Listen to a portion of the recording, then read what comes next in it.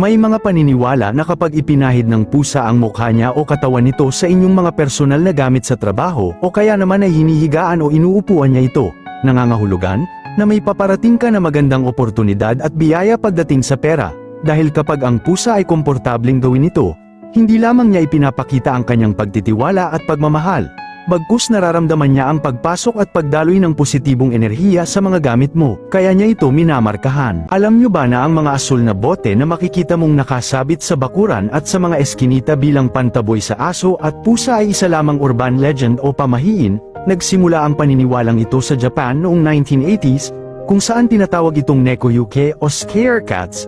Naglalagay sila ng bote ng plastik na may lamang malinaw na tubig sa labas ng bahay. Dahil naniniwala sila na ang refleksyon ng liwanag at sikat ng araw sa tubig ay nakakasilaw at nakakalito sa mga hayop. Nang kumalat ito sa Pilipinas, nadagdagan pa ang paniniwala na ang kulay asul ay hindi komportable sa paningin ng mga aso at pusa, kaya naging popular ito at kumalat bilang asul na bote.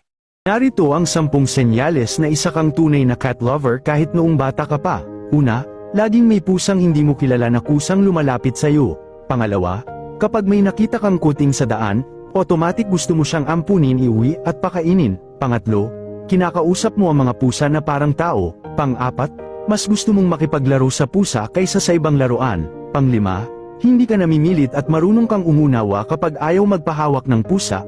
Pang-anim, masaya ka kahit sa simpleng pag-upo ng pusa sa tabi mo. Pang-pito, nagiging malambing ka kapag may pusa kang nakikita. Pang-walo, naaawa ka agad kapag may nakikita kang pusang may sakit o nasasaktan. Pang-siyam, marami kang alaala na pusa ang kasama mo at ikinukwento mo ito habang lumalaki ka.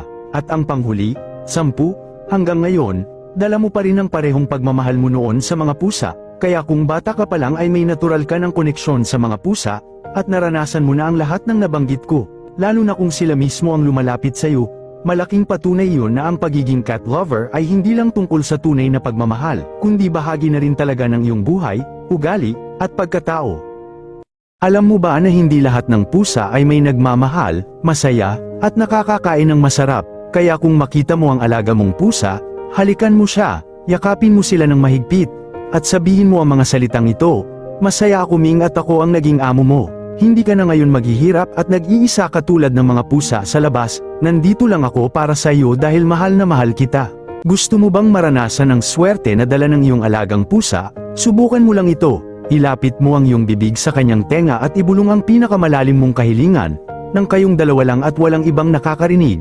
Pagkatapos ay maghintay ka at huwag ipaalam sa kung kahit na sino hanggat hindi pa ito nangyayari, dahil sa tamang panahon, kapag handa ka nang tanggapin ang biyayang inilaan ng langit para sa iyo, magugulat ka na lang na isa-isa na palang natutupad ng universo ang mga kahilingan mo. Ikaw, naniniwala ka ba sa bulong ng pusa?